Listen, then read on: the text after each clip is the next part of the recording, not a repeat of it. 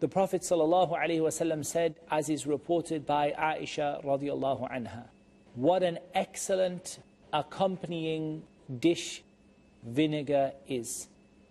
Idam is hard to translate, but if we say a dish to accompany bread might be a good word for it. What an excellent liquid or an excellent dish to accompany bread vinegar is. In the hadith of Abdullah ibn Abdurrahman, the Prophet ﷺ either said al-udm or al-idam. And al-udm is the same as al-idam. The two do not give a different sort of meaning. The meaning here is what an excellent kind of accompanying dish vinegar is. And the Prophet ﷺ used to like to eat vinegar along with his other kinds of food or along with bread, as is mentioned in this hadith. وعن زهدم الجرمي أنه قال كنا عند أبي موسى الأشعري رضي الله تعالى عنه فأوتي بلحم دجاج فتنحى رجل من القوم فقال ما لك فقال إني رأيتها تأكل شيئا فحلفت أن لا آكلها. Zahdam narrates that Abu Musa al-Ash'ari was brought chicken meat to eat. And as you know, chicken meat is halal. It's a halal form of meat. And I think all of us know that, and all of us have tried chicken before. But it was also not from the common food of the Arabs. And so the Arabs in general did not eat it.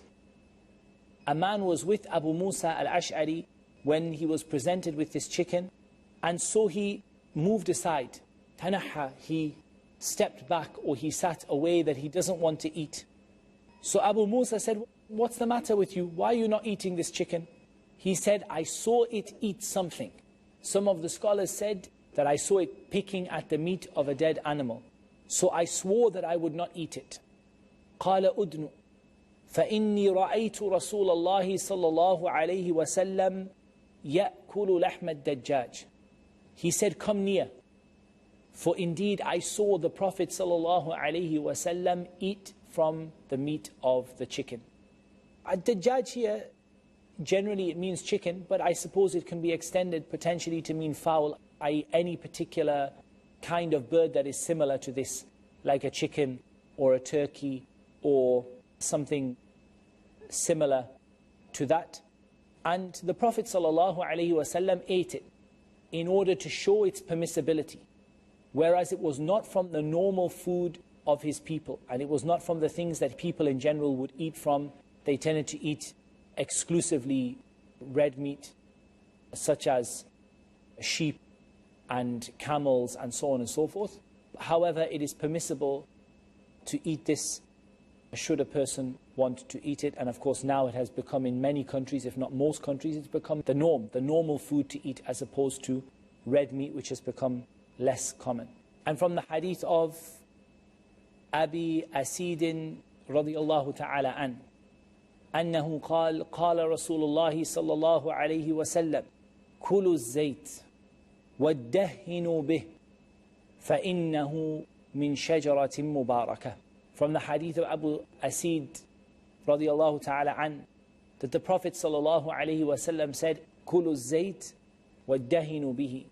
Eat olive oil and rub it into your skin, for indeed it is from a blessed tree.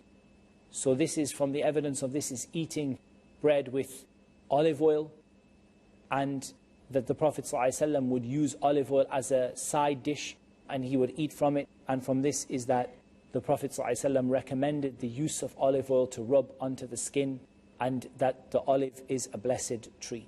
And the same hadith is authentically reported afterwards from Umar ibn al-Khattab radiyallahu an, that the Prophet ﷺ said, كُلُوا الزَّيْتَ وَادَّهِنُوا بِهِ فَإِنَّهُ مِنْ شَجَرَةٍ مُبَارَكَةٍ. The same wording from Umar ibn al-Khattab radiyallahu ta'ala an. In the next hadith, عن أنس بن مالك رضي الله عنه أنه قال كان النبي صلى الله عليه وسلم يعجبه الدباء. The Prophet sallallahu alaihi wasallam used to love ad-dubba. And ad-dubba is gourd. And gourd is a kind of fruit. As an example, from the gourd family are the likes of pumpkin and squashes. Pumpkins and squashes. These are from the type of the family that is called ad-dubba. As of yet, I didn't find a specific mention of which kind of gourd the Prophet ﷺ ate, only that it is called ad-dubba. فَأُتِيَ بِطَعَامٍ أَوْ دُعِيَ لَهُ. The Prophet ﷺ was brought some food, or he was invited to have some food. فَجَعَلْتُ أَتَتَبَّعُهُ. So I began to look for this vegetable, this gourd within the food, to find the pieces of it within the food. فَأَضَعَهُ بَيْنَ يَدَيْهِ. So I would take them out of the food and put it in front of him. لِمَا أَعْلَمُ أَنَّهُ يُحِبُّهُ صَلَّى اللَّهُ عَلَيْهِ وَسَلَّمَ. Because I knew that he really loved this food, sallallahu alayhi wasallam. There are so many benefits in this hadith, brothers and sisters, for ourselves. The first is that the Prophet ﷺ loved this particular kind of vegetable, the gourd. And as we said, the gourd vegetable includes things like pumpkin and squashes. Which kind of squash or which kind of gourd specifically, I haven't come across exactly which type it was. And this food was given to the Prophet ﷺ. And so Anas knew the Prophet ﷺ loved this kind of food. So Anas was looking for the pieces of it inside of the food. Maybe the food was inside of like a curry or a gravy, kind of a mariq, like a curry or a gravy. And so he began looking for these pieces and picking them and giving them to the Prophet ﷺ.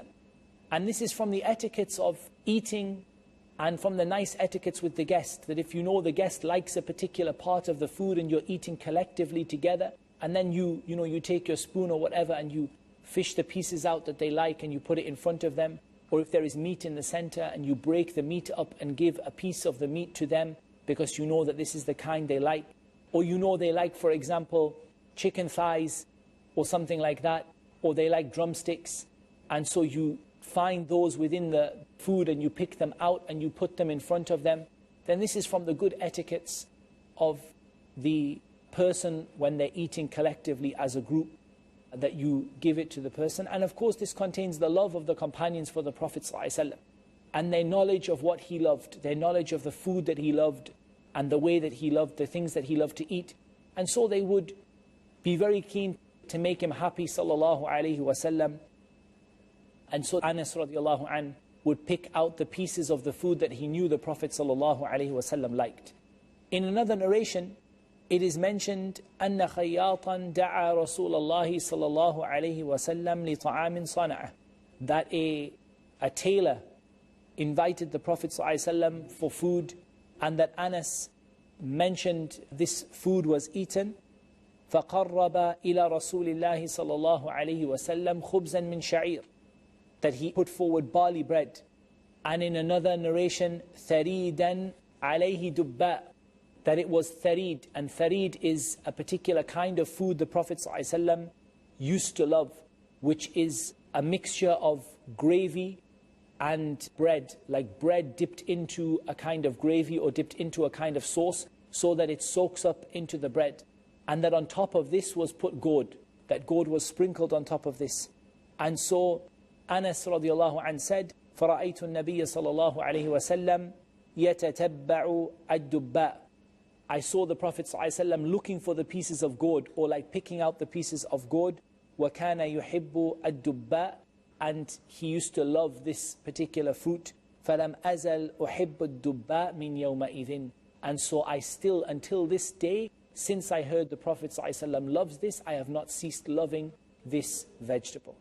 Hakim ibn Jabir narrates from his father, who is Jabir ibn Tariq, رضي الله تعالى عنه، أنه قال دخلت على النبي صلى الله عليه وسلم فرأيت عنده دباء يقطع. He said, I entered to the Prophet صلى الله عليه وسلم and I found that he had gourd that had been cut up into pieces. فقلت ما هذا? So I said, what is this? قال نكثر به طعامنا. The Prophet ﷺ said, we use this to bulk up our food. And this gives us an indication as to the barakah of using a pumpkin, a squash, or some similar kind of gourd in food, because it causes the food to be bulked up and more people can eat. And this contains a benefit for us, and that is the use of vegetables, particularly gourd and pumpkin, squash and things like this, to thicken and to increase the amount of food. And it puts barakah in the food. Because if you were to simply present pieces of meat, then these pieces of meat would be very little for people to eat. And people would not feel that they had eaten enough. And yet when you put some vegetables in there and you thicken the gravy or the curry or the liquid or the bread with vegetables, particularly the gourd, then this gives benefit to people and a health benefit for them, and they get to eat and feel more full, even though this fruit is relatively easy to get hold of and relatively easy to put into the food. وعن عائشة رضي الله عنها أنها قالت كان النبي صلى الله عليه وسلم يحب الحلوى والعسل. The Prophet صلى الله عليه وسلم used to love al-halwa and honey. Al-halwa, the Prophet صلى الله عليه وسلم loved halwa. This is not strictly the halwa that is known today. Rather, al-halwa in the language of the Arabs is anything that is made with sugar or honey or something similar. Anything that is sweet, sweetened food. So it includes the kind of halwa that people term as halwa today, which is made with milk or cream, like dairy products, and sugar. And it includes other things that are made from sweet food. And al-asal is honey. And the Prophet ﷺ used to love honey, and he used to love sweet foods, sallallahu alayhi wasallam. Of course, from a health perspective, we should mention that the Prophet ﷺ clearly did not eat these sweet foods all the time, or day after day after day. Because he, sallallahu alayhi wasallam, could not even find a rotten, poor kind of date to fill his stomach with. And so I mention this just by way of advice to myself and to you, because sometimes the problem we have is that we also love halwa, we also love sweet things, and we also love al-asal, we also love honey. But if you eat tubs and tubs every day, then it's not very good for you. However, the Prophet ﷺ clearly used to eat these kind of foods from time to time, because he rarely had access to such foods. He ﷺ would primarily eat some dates, he would eat some bread made of barley. As we've heard, he would eat some mariq, which is like a gravy of meat when you don't have any meat, but you make like a broth or a stock from meat and you put some pieces of bread in, and this is called tharid, and this is from the most beloved of the food to the Prophet sallallahu alaihi wasallam. And occasionally when he would have some asal, some honey, he would take it. And in terms of shifa, the most common or the best way to take honey is to drink it.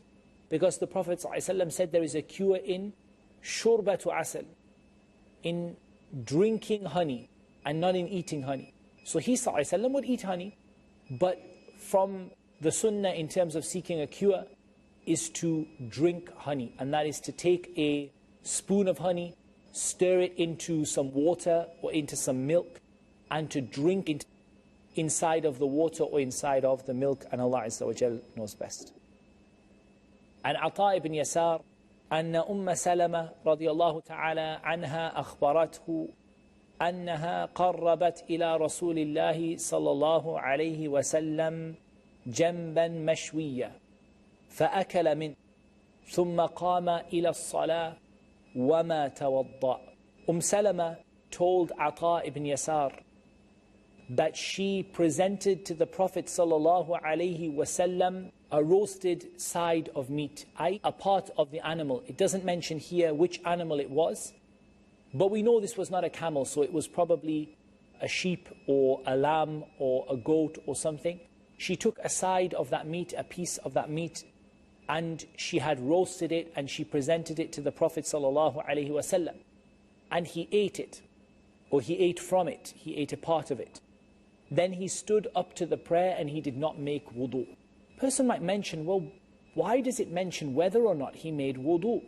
And the answer to this is that in the beginning of Islam, it was required to make wudu from everything that fire had touched, i.e. everything that was cooked meat.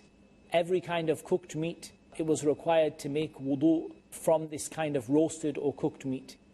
However, this was abrogated, this was removed, and this is one of the evidences that it was removed. The Prophet ﷺ stood and prayed and he did not make wudu, and it remains only for camel meat. So now camel meat remains the only thing after which eating it you need to make wudu. Otherwise, prior to that, it used to be that every meat that was cooked or that was roasted, all of this meat you had to make wudu from, and then it came to be such that only the meat of the camel required wudu. But this shows the Prophet ﷺ eating roasted meat. And that is the intention of Imam al-Tirmidhi in this mentioning of this hadith. Abdullah ibn al-Harith radiallahu an narrated that we ate with the Messenger of Allah sallallahu alayhi wasallam shiwa'an, i.e. roasted meat, in the masjid. This is a further evidence which we have for the permissibility of eating roasted meat and then performing the prayer as they were eating in the masjid, and also the permissibility of using the masjid to eat if that is agreed upon by the people of the masjid or the administration of the masjid. This is not necessarily guaranteeing that you can eat in every masjid. But what this hadith is saying is that it is permissible to eat in the masjid. There is nothing haram about eating in the masjid. The Prophet ﷺ ate roasted meat with his companions in the masjid, and that shows you that it is permissible to use the masjid to serve food. However, this individually is down to each individual masjid administration. If your local masjid does not allow you to eat in the masjid, then you are not allowed to eat in it. But in Islam, in terms of a general Shari'i rule, there is nothing to prevent you eating in the masjid. And of course, this shows the Prophet ﷺ ate roasted meat. And from Abu Hurairah radiallahu anhu that he said, أتي النبي صلى الله عليه وسلم بلحم فرفع إليه الذراع وكانت تعجبه فنهش منها. Abu Hurairah narrated that the Prophet ﷺ was brought some meat, and the part of the meat that was presented to him was the dhira'. And the dhira' is the forequarter or the forepart of the leg. The dhira' in a human being is from the elbow to the fingers. So you can imagine in an animal, when the leg is brought, that forepart of the leg, that forequarter of the leg was presented to the Prophet ﷺ, and he loved it. And so he began tearing the meat from it and eating it, sallallahu alayhi wasallam. So the Prophet sallallahu alayhi wasallam used to love al-dhira', which is the forequarter of the animal. As we said, the dhira' in a person is the forearm, and in the animal is the forequarter, the front part of the leg of the animal, of the sheep or the lamb, is called the dhira'. And this is what the Prophet ﷺ used to love. And Imam al-Tirmidhi mentioned how much the Prophet ﷺ used to love it in the hadith of Ibn Mas'ud radiyallahu anhu أنه قال كان النبي صلى الله عليه وسلم يعجبه الذراع قال وسم في الذراع وكان يرى أن اليهود سموه. The Prophet ﷺ used to love the forequarter of the lamb or the goat or the sheep. And he was poisoned from a dhira'. He was poisoned when eating this part of the animal. And it was seen, or it was believed, that it was the Yahud, it was the Jews of Medina who had poisoned him. So it said that the Prophet ﷺ, this was from the part of the animal that he loved to eat the most, the dhira'. That's all we have time for in this episode. And insha'Allah ta'ala, we'll continue with this topic because there's so much to mention and there are so many ahadith still to go. Insha'Allah ta'ala in the next episode. And until then, I leave you in the care of Allah. Wassalamu alaikum wa rahmatullahi wa barakatuh.